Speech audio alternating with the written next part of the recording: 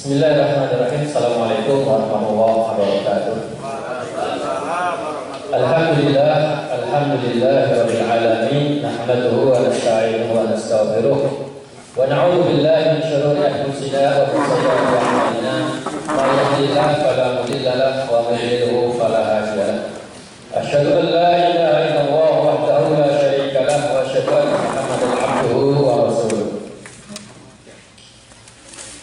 Qala Allah Ta'ala fi kitabihil karim, a'udzu billahi minasy syaithanir rajim. Bismillahirrahmanirrahim. Ya ayyuhalladzina amanu taqullaha haqqa tuqatih wa la tamutunna illa wa antum muslimun. Hadirin hadirat yang dimuliakan Allah Subhanahu wa taala, setelah kita memuji Allah Subhanahu wa taala atas segala karunia-Nya, kita mohon agar kita diberikan ilmu yang bermanfaat, mendapatkan ilmu-ilmu yang dapat memotivasi dan meningkatkan keimanan kita. Kita tentu tidak ingin hanya punya pengetahuan namun tidak mampu untuk membuat kita baik. Untuk itu kita memohon kepada Allah Subhanahu wa taala ilman nafi'an. Allahumma inna nas'aluka ilman nafi'an wa rizqan thayyiban wa 'amalan mutaqabbalan. Mudah-mudahan sekecil apapun ilmu yang kita dapati dijadikan sebagai ilmu yang berbarokah, ilmu yang bermanfaat di dunia wal akhirah. Amin ya rabbal alamin. Kita akan teruskan kajian kita belum marah bab yang kedua. Kemarin sudah selesai babul adab, sekarang adalah babul birri wasilah. Qala al-mu'allif rahimahullah, babul birri wasilah. Bab al-bir wasilah. Hadis yang lalu telah kita bahas pengertian al-bir. Masih ingat awal bir? Al-bir huwa husnul khuluq. Bir adalah perilaku yang baik, akhlak yang baik-baik, akhlak itu kepada Allah maupun kepada sesama manusia. Itu namanya bir. Yang kedua as-silah, silaturahim. Nanti kita akan bahas masalah silaturahim di sini, yaitu menyambung.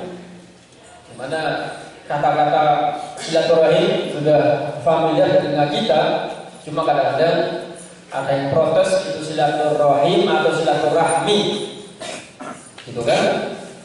Tapi yang jelas tujuan kita adalah itu apa? Mengunjungi sanak keluarga. Meskipun sebagian ahli bahasa, pakar bahasa akan membedakan kalau begini artinya itu, kalau silaturahim artinya ini, kalau silaturahmi artinya itu. Namun kaidah fikih mengatakan bahwa la musyahata fil istilah, la musyahata fil istilah. Tidak perlu diperdebatkan bila maksudnya sama. Itulah yang saya maksud. Mau silaturahmi atau silaturahim, itu yang saya maksud, yaitu mengunjungi, menyambung tali kekerabatan. Hadis yang pertama dari Abu Hurairah radhiyallahu anhu ta'ala qala Rasulullah sallallahu alaihi wasallam, man ahabba an yusalla lahu fi rizqihi wa yusalla lahu fi atharihi falyasil rahimah. Hadis diriwayatkan dari Bukhari. Rasulullah sallallahu alaihi wasallam bersabda, man ahabba, siapa yang menginginkan, siapa yang suka, ayyub satolahu, akan dibentangkan, akan dilapangkan baginya firrizqihi, yaitu rezeki, wa ayyun sa'lahu fi akhiri, dan dipanjangkan umurnya, maka jawabnya adalah falyasil rahim, hendaknya dia menyambung silaturahim. Luas sekalian, yang pertama dalam hadis ini adalah syariat atau syarat kita untuk menyambung silaturahim. Sudah, sekarang kita ambil satu saja yang kita sepakati, silaturahim saja, tidak usah silaturahmi ya. Karena memang di dalam bahasa Arabnya atau hadisnya rata-rata silaturahim, rahim, silaturahim itu dalam bahasa Arabnya. Dianjurkan untuk menyambung silaturahim. Nah, apakah silaturahim ini khusus untuk keluarga kita saja atau semua? Selama dia muslim kita sambung, atau cuma keutamaan hadis ini adalah khusus kekerabatan? Memang ulama ada yang mengatakan khusus kekerabatan, yaitu yang seputar ahli waris, yang mendapatkan ahli waris. Berarti kalau itu bapak, ibu, kalau adik, enggak. Maksudnya waris kita. Jadi anak aja kan. Berarti singkat sekali. Ada yang mengatakan umum, yang penting dia adalah kerabat kita. Bapak kita, nenek kita, bibi kita, paman kita, saudara kita, sepupu kita. Nah, kalau sekalian, terlepas dari perbedaan pemahaman siapa yang dimaksud dengan kerabat tersebut, semakin kita banyak menyambung silaturahim, maka tentu semakin banyak utamaannya. Namun memang yang lebih utama adalah kerabat dekat dahulu. Tentu aneh apabila kita sering mendatangi si fulan yang kerabatnya mungkin sudah kesekian, mungkin sudah minduan atau minteluan. Betul itu. Minduan itu sepupu satu, kedua, ketiga gitu ya. Kita dekat dengan dia sementara dengan saudara kita tidak pernah nyapa. Nah kan? Tak pernah kita menyambut orang yang ketiga, orang keempat, tidak apa-apa, sama muslim kan? Tetapi tentu kita utamakan dahulu keluarga dekat, bapak, ibu, saudara, bibi, paman dan seterusnya. Nah, kemudian untuk memotivasi amal tersebut, lalu Rasul menjelaskan bahwa amal tersebut adalah dapat mendatangkan apa? Rezeki. Siapa yang mau rezekinya dimudahkan, dilancarkan, dilapangkan, maka apa syaratnya? Pertama hendaknya kita silaturahim. Insyaallah. Ini saya sudah sering silaturahim, tapi malah habis uangnya untuk transportasi bensin, habis untuk beli oleh-oleh. Karena memang yang kan begitu kan? Kalau kita mau silaturahim,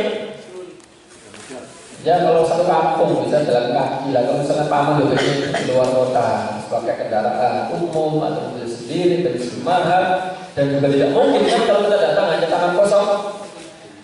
Harus beli apel, padahal apel merah itu paling kan 30.000 satu kilo ya. Secara tentunya seperti itu berkurang, tetapi barokahnya tidak. Insya Allah kita mengasih di situ akan ada jalan yang lain. Kita jangan berpikir begini, kalau kita mau ngasih sesuatu kepada si fulan langsung lalu dia mengasih ke kita. Bukan seperti itu. Kalian mau ngasih seperti itu bagus, tetapi biasanya Allah tidak balas dengan seperti itu. Kita menolong si fulan, maka biidznillah orang lain akan menolong kita. Sering ya, pengalaman seperti itu, kita bantu orang, misalnya ngasih orang miskin cuma 2 real, 2 hari orang ngasih 200 kita. 2 real kemudian berapa? 200. Itu banyak sekali. Yang kedua, umur kita akan dipanjangkan. Dipanjangkan, 2 makna, artinya apa? Umur tetap, karena Allah menakdirkan misalnya sebulan umurnya 60-70 tahun itu nggak panjang, nggak berkurang. Cuma maksud dipanjangkan di sini adalah umur 60 tahun itu dia mampu menggunakan dalam hal-hal kebaikan.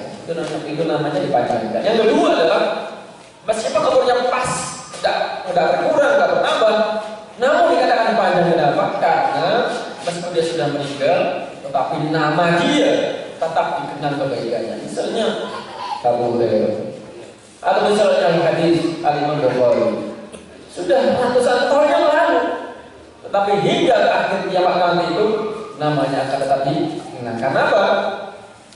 Karena barokah dari buku tersebut. Baik. Ya. Jadi ya sekalian, intinya bahwa dalam sini kita dianjurkan untuk silaturahim.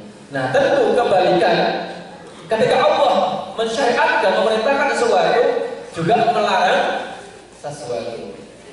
Diperintahkan untuk menyambung tali kekerabatan silaturahim, maka sebaliknya diharamkan kita untuk memutuskan. Sebagaimana hadis dari oleh Jubair bin Mut'im, semoga Allah meridhoinya, qala Rasulullah sallallahu alaihi wasallam, la yadkhulu al-jannata qati'un, yaitu qatir rahim.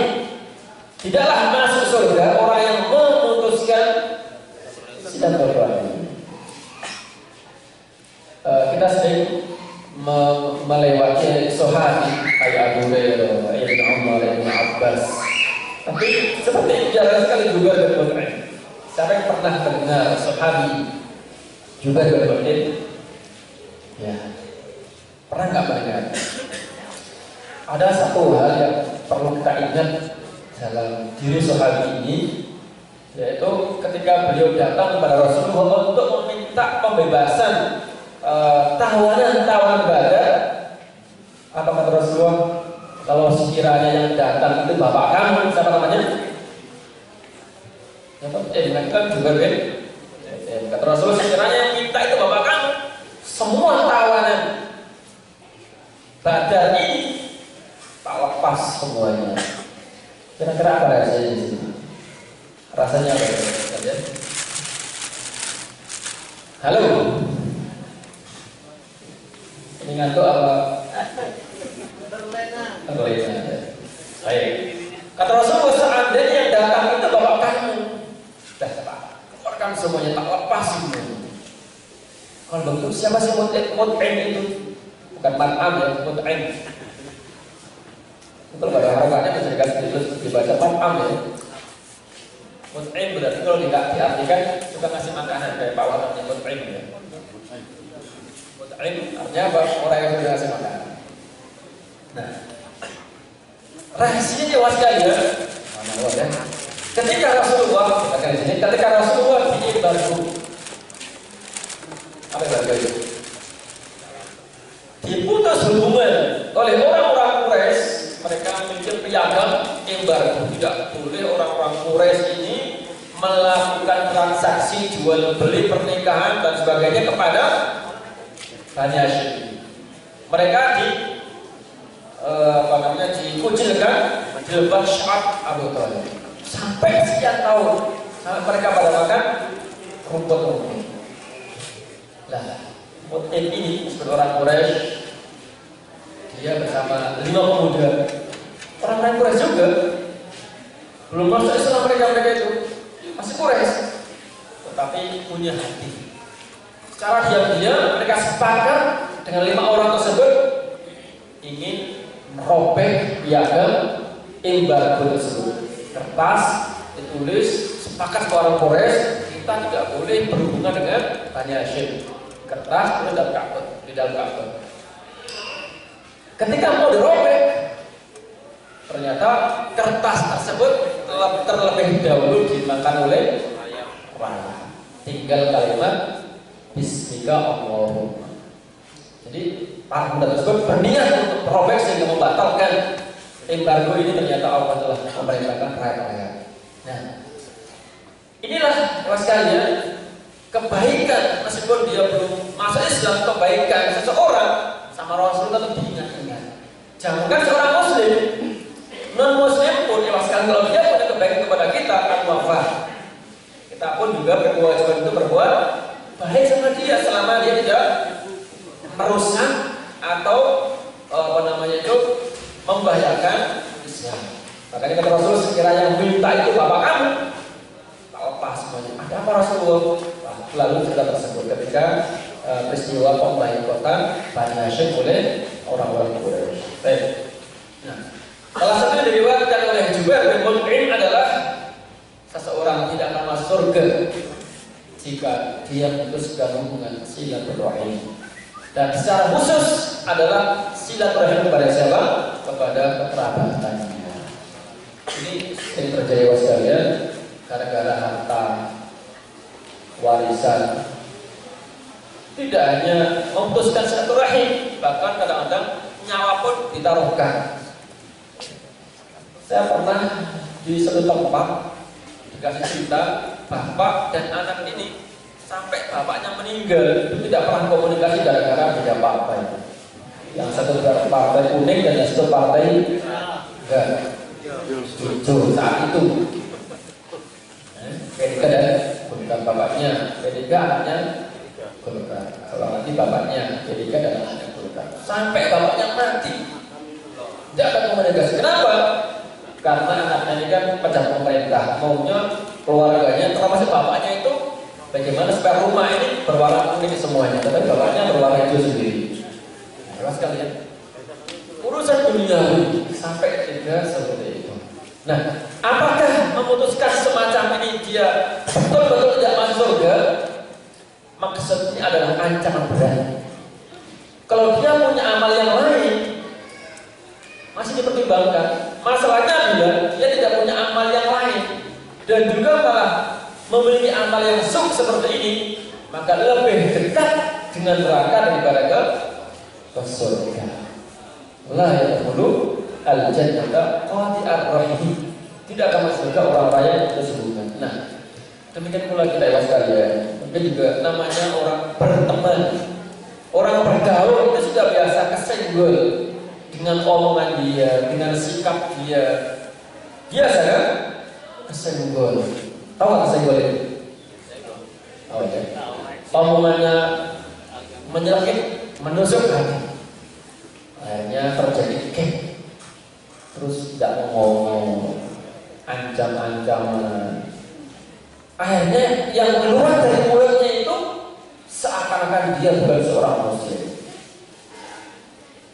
Sampai berminggu-minggu, berbulan-bulan, bertahun-tahun, bahkan saya meninggal dunia. Padahal Rasulullah la yahillu li muslimin ayyahjura akhahu fawqa thalathi layalin. Jangankan ya sekalian, jangankan seminggu setahun, 3 hari saja diharamkan seorang muslim itu mendiamkan saudara muslim lain. Yaltaqiyani fayuradu hadza wa yuradu hadza. Ketemu melengos. Lengos itu pura-pura tidak melihat, mirip ketemu bisa ketemu, lorong ini. Udah enggak ada lagi jalan keluar ini, enggak ada lagi ini dua-duanya. Yaltaqiyani bertemu dan yuradu hadza wa yuradu hadza. Wa khairu minhuma, dan sebaik-baik di antara keduanya adalah yang tak salam, yang memulai nyapa dahulu dengan assalamualaikum. Sekalian, tidak pernah rugi kalian mendahului ngomong menyapa orang yang menyakiti kita, tidak akan pernah rugi. Justru ketika dia kita sapa bukan malu, malah seneng kan? Malah seneng, akhirnya selesai urusan. Makanya termasuk faedah salam adalah menghilangkan ghil wal hasad. Assalamualaikum warahmatullahi wabarakatuh. Menghilangkan apa? Rasa kebencian. Walhamdulillah. Baik.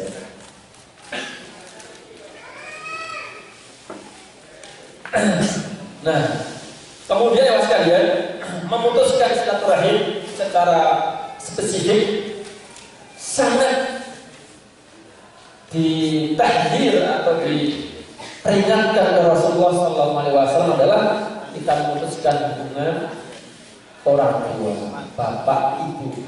Secara umum semuanya haram, kakak, adik, saudara, teman, haram semuanya. Tetapi lebih besar dosanya apabila seorang anak memutuskan hubungan terhadap orang tuanya. Makanya kata Rasulullah SAW dalam hadis diriwayatkan oleh Abu Hurairah, karena Rasulullah sallallahu alaihi wasallam qala inna Allah harrama 'alaikum 'uquqal ummahat. Nah, salah satu bentuk dari durhaka kepada orang tua adalah memutuskannya. Banyak contoh bagaimana kita atau seorang itu mendurhakai kedua orang tuanya. Nah, salah satunya adalah dengan apa? Dengan memutuskan tidak ngomong, tidak menyapa, tidak menziarahinya. Karena dianggap orang tuanya tidak adil, misalnya beri kasih atau tidak memenuhi harapannya, tidak memberikan apa yang diinginkan, atau dia merasa bahwa orang tuanya tidak menyenanginya. Apa ada seorang tua yang tidak suka sama anaknya? Ada nggak? Kalau nggak ada ya semenjak itu sudah dibuang sampah gitu. Tidak ada seorang pun dari orang tua yang tidak menyayangi anaknya. Bila ada anak yang meminta sesuatu dan orang tuanya tidak mengasih, mungkin ada faktor lain. orang tuanya belum punya uang, atau bila diberikan justru akan membahayakan anaknya. Misalnya ini zaman sekarang anak masih SMP lah, minta motor misalnya. SD ya? Oke lah, SD lah. Oke dulu zaman kita SMP ya. SD misalnya minta motor. Orang tuanya tahu kalau ini diberikan berbahaya. Kalau berbahaya bukan hanya baik kepada orang tuanya, juga membahayakan nyawa si anak. Jadi ketika orang tua tidak memberi itu lewat kalian, bukan berarti orang tua tidak sayang, tetapi justru sangat sayang kepada anak-anaknya. Nah, ini sering terjadi semacam itu ketika orang tuanya tidak memberikan sesuatu apa yang diinginkan oleh anak-anaknya, kemudian diputus, tidak ngomong, tidak menyapa. Wal'illah. Inna wa harama alaikum uquqal ummahat. Hadis ini panjang. Wa'adun lana wa man'an wa hadan wa kariha lakum qila wa qal wa kathatus su'al. Termasuk mengubur anak wanita atau bayi wanita, kemudian wa man'an wa hadan, juga dilarang kita untuk bakhil, waktunya zakat ditahan dan tidak mengeluarkan zakat, itu namanya man'an. Kewajiban untuk zakat, sedekah, bakhil, atau hadir mengambil sedekah yang bukan hak dia. Jadi man'an wa hadir itu adalah seseorang ini bakhil untuk mengeluarkan kewajiban dia, namun sebaliknya dia mengambil harta yang bukan hak dia. Wa kariha lakum qila wa qal, juga makruh banyak ngomong, katanya. Makanya kata Rasulullah, seseorang itu kafal mar'u itsman. Jadi seseorang itu cukup dikatakan atau sudah dikatakan berdosa bila atau berbicara setiap yang ia dengar. Ini berbahaya sekali ya. Seseorang cukup dikatakan dia berdosa kapan? Bila setiap dia mendengar sesuatu langsung di-share. Langsung di-share. Padahal zaman sekarang luar biasa, ya kan? Baik itu fitnah macam-macam. Walhamdulillah. Kemudian keutamaan orang tua, makanya jangan sampai kok kebangatan orang tua sampai durhaka. Padahal keridhaan Allah itu ada pada keridhaan orang tua. Kok kebangatan gitu ya? Ada anak yang sampai tega-teganya menendang, memukul, memarahi kedua orang tuanya. Padahal ridho Allah itu tergantung kepada kedua orang tua. Riwayat dari Abdullah bin Amr, semoga Allah meridainya. Qala Rasulullah sallallahu alaihi wasallam, ridallah fi ridal walidain wa suhtullah fi suhtil walidain. Keridhaan Allah itu ada pada keridhaan kedua orang tua, dan kemurkaan Allah itu ada pada kemurkaan kedua orang tua. Perhatikan, orang tua yang bagaimana? Orang tua muslim, orang tua yang baik. Jadi maksud dari sini adalah sebab seseorang berbuat baik kepada orang tuanya, akhirnya orang tuanya senang, suka, ridho kepada anaknya, maka dengan sebab inilah akhirnya datang keridhaan Allah kepada kita. Jadi orang tua kita senang dengan kita, sikap kita, omongan kita, muamalah kita, orang tua kita senang. Maka dengan senangnya orang tua kepada kita, Allah akan menyenangi kita. Sebaliknya, bila orang tua kita jengkel, marah, bahkan mendoakan keburukan kepada kita, ada nggak orang tua itu? Ada, tapi itu sudah sangat-sangat terlalu. Ingat ya sekalian, ketika orang tua seperti itu, ketika ada orang tua yang marah kepada anaknya, ternyata kemarahan Allah pun juga akan datang kepada anak tersebut.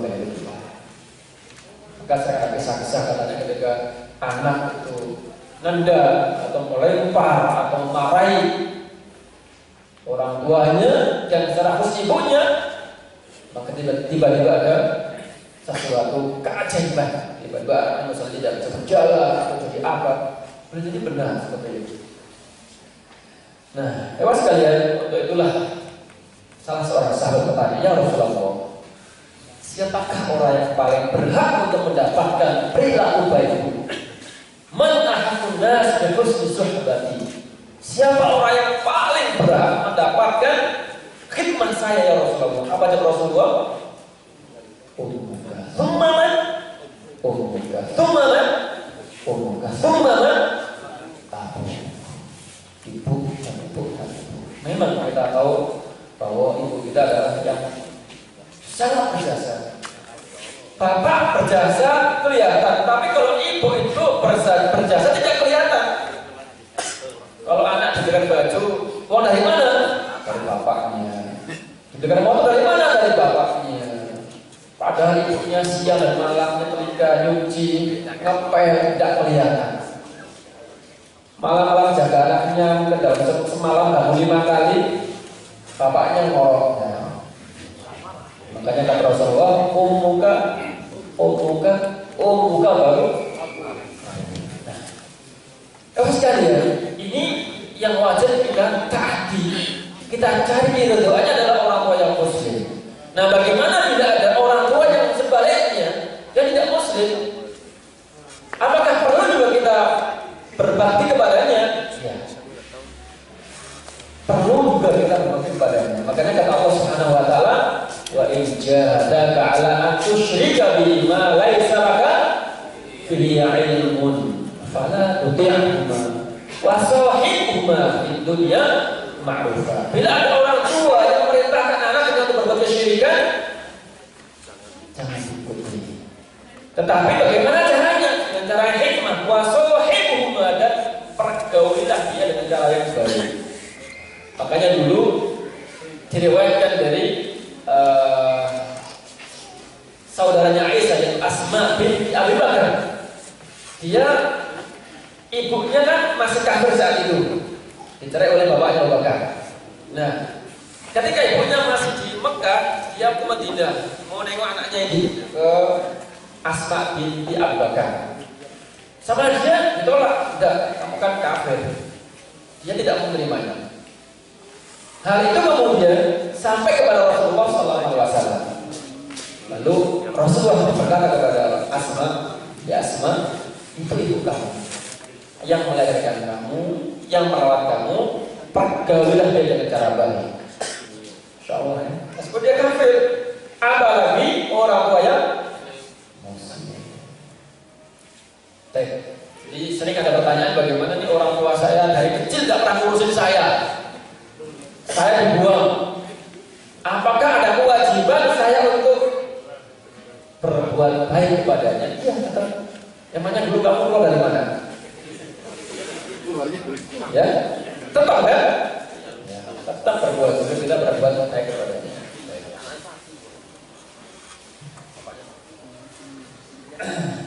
Kemudian ada sebagainya. Tadi seputar orang tua, kerabat yang paling dekat orang tua, bapak ibu. Lalu sekarang agak menjauh, sama muslim. Paling dekat siapa? Tetangga kan bukan saudara kita kan? Maka pun punya hak atas kita. Hingga suatu saat Jibril pernah mengatakan pada Rasulullah, ya Rasulullah pernah mengatakan begini, hampir Jibril berwasiat kepada saya agar saya mengasih warisan kepada tetangga saya. Kamu kan juga hampir. Karena begitu dekat hubungan antara tetangga ini. Terkadang melebihi hubungannya dengan saudara. Ini saudara jauh di kota sebelah sana, nggak pernah ketemunya setahun sekali. Karena setahun sekali ketemunya ya agak-agak asing, agak malu ngomong kan. Paling gak usah bahas, duduk di kursi, pulang lagi. Sementara tetangga ini yang tidak ada hubungan sama sekali, karena sering ketemu, hubungannya CS, tahu segala urusan. Maka kata Rasulullah, hampir saja Jibril berwasiat kepada aku agar aku mengasih warisan kepada tetangga saya. Nah, untuk dewa sekalian, Rasulullah SAW bersabda, "Walladzi nafsi biyadihi," dan demi jiwaku yang ada di tangan Allah Subhanahu wa taala, la yu'min, belum beriman. Siapa itu? Abdun, seorang hamba, hatta yuhibba li jarihi, Allah, tetangganya. Nah, dia yang sering malah sebaliknya, gontok-gontokan dengan tetangga. Bahkan yang parah lagi, rumput tetangganya dimakan. Paham saya? Kalau tak tahu tanya kafe, paham ya? Kafe lagi. Walladzi nafsi biyadihi, dan demi jiwaku yang ada di tangannya, seseorang belum dikatakan mukmin hingga dia mencintai tetangganya. Atau dalam kata lain, la yuhibbu li akhihi ma yuhibbu li nafsihi. Masyaallah sekalian, bagaimana kita mencintai saudara kita? Contohnya adalah kalau kita tidak suka bisik-bisik atau suara-suara berisik, sama juga tetangga kita juga nggak suka berisik. Maka kalau Anda mau ada sesuatu yang kira-kira mendatangkan suara berisik, diusahakan jangan terlalu keras atau terpaksa yang ngomong izin. Kan misalnya ngebol tak mungkin dipelanin, misalnya ngebol tembok ya, pamit minta maaf. Kalau kita pura-pura budek misalnya, tetangga juga diam tetapi jengkel kan. Ini sesuatu yang sepele mas sekalian, tetapi akan menimbulkan permasalahan. Atau kadang-kadang juga sampah, ya kan? Kita nyapu, terus diinggirkan atau didorong-dorong ke tetangga sana. Sepele, menimbulkan kebencian. Kalau kamu tidak suka di depan rumah kamu ada sampah, sama juga dia juga tidak suka. Maka usahakan bagaimana dia suka sebagaimana kita juga suka. Dalam segala hal. La yu'min 'abdun hatta yuhibba li jarihi hatta yuhibba li jarihi aw li akhihi ma yuhibbu li nafsihi. Baik, ini berhubungan dengan tetangga. Masya Allah ya sekalian, luar biasa bagaimana fadilah orang yang menyambung kekerabatan silaturahim ini. Jadi tidak sebatas kekerabatan secara keluarga, dan juga tidak hanya orang yang kita kenal, bahkan orang yang belum sama sekali kita ketahui, yang jelas dia seorang muslim, maka siapa yang mengamalkan dia, siapa yang mengunjungi orang tersebut bukan karena keluargaan, bukan karena sesuatu, hanya karena Allah Subhanahu wa taala, maka dia mendapatkan satu, kecintaan Allah Subhanahu wa taala. Yang kedua, akan mendapatkan surga. Makanya dalam sejarah dikatakan ada seseorang yang keluar kampung, lalu dicegat oleh malaikat. Pulang mau kemana? Mau ke kampung sebelah. Mau ngapain? Mau silaturahim ke fulan. Emangnya kamu punya hajat kepada dia? Mau punya utang? Kan? Enggak. Atau dia kerabat kamu? Enggak juga. Atau dia pernah ngasih kamu? Pernah minjemin, pernah membantu, misalkan namanya balas budi? Enggak juga. Nah terus apa yang buat kamu datang kepada dia? Apa katanya? Fillah. Karena Allah Subhanahu wa taala. Saya datang ziarah mengunjungi si fulan bukan karena dia pernah berbuat baik kepada saya, atau karena saya punya kebutuhan dengan dia, atau karena kerabat dekat, bukan, tetapi karena fillah. Saya datang karena apa? Karena Allah Subhanahu wa taala. Maka apa kata mereka? Fulan, ketahuilah bahwa saya diutus oleh Allah Subhanahu wa taala untuk mengabarkan kepada bahwa sebagaimana kamu ahbabtahu ahbabtallah, sebagaimana kamu mencintai fulan fillah karena Allah, maka Allah pun mencintai kamu. Dalam riwayat lain, wajabat lakal jannah. Nah, pernahkah kita mengamalkan amalan ini? Kayaknya nih semuanya.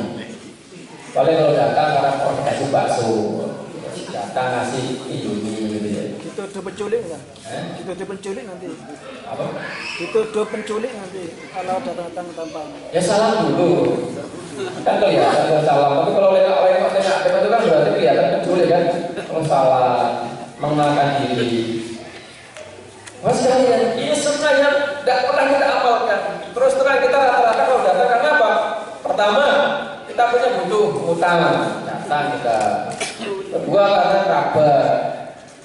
Ketiga karena yang pertama bantu kita datang balas. Padahal dikatakan bahwasanya orang yang menyambung, sesungguhnya orang yang menyambung silaturahim itu bukanlah orang yang menyambung karena pernah disambung, tetapi menyambung itu adalah menyambung karena diputuskan oleh orang lain. Nah ini maksud yang sesungguhnya. Jadi kita ke rumahnya si Fulan karena si Fulan itu memutuskan hubungan silaturahim dengan kita. Itulah makna yang hakiki. Nah itu pun jarang kita lakukan kan. Kalau sudah jengkel, marah sama orang, udah diem-dieman sampai sekian bulan tahun, sampai lupa dengan sendirinya, sampai nyambung dengan sendirinya. Kemudian mas kalian,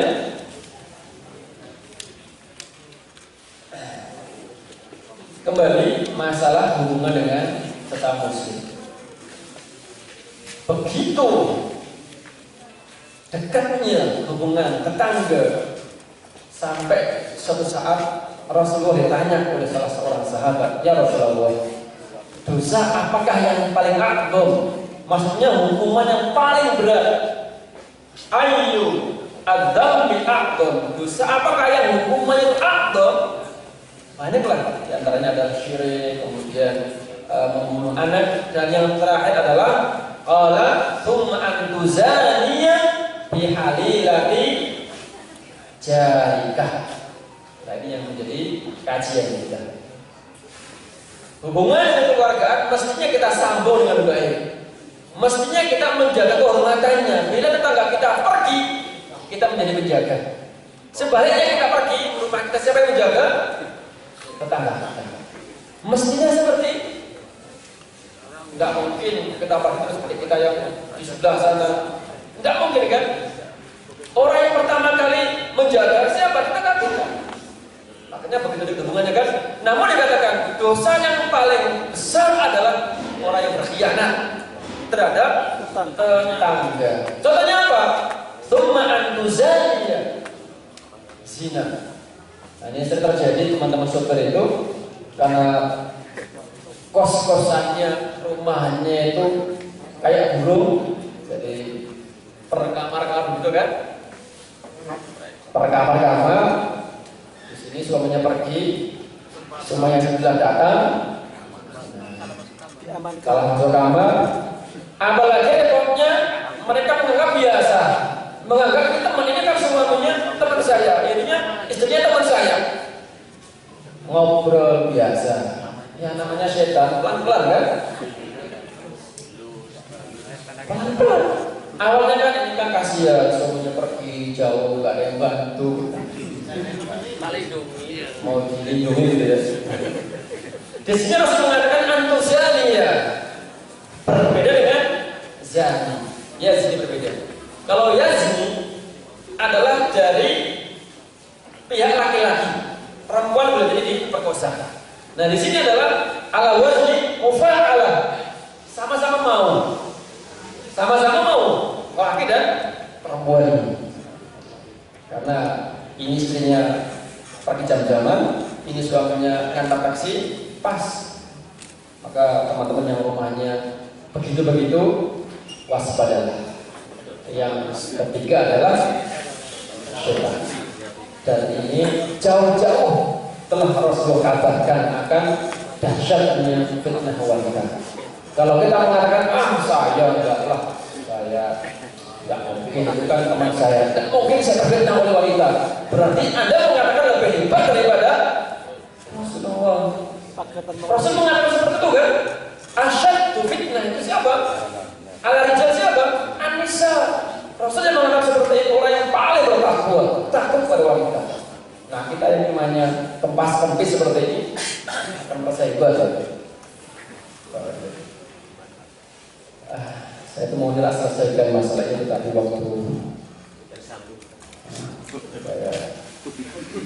sudah kita tunggu pertanyaan. Jadi kesimpulannya bahwa pada kali hari ini kita bahas masalah kebaikan akhlak baik kepada sesama manusia dan kepada Allah Subhanahu wa taala, serta menyambung silaturahim kekerabatan atau menyambung silaturahim dengan kawan-kawan dan menjaga hubungan kehancuran tetangga. Jadi mudah-mudahan kajian kita pada hari ini ada manfaatnya, khususnya untuk saya sendiri dan tentunya untuk jamaah sekalian. Terima kasih. Assalamualaikum.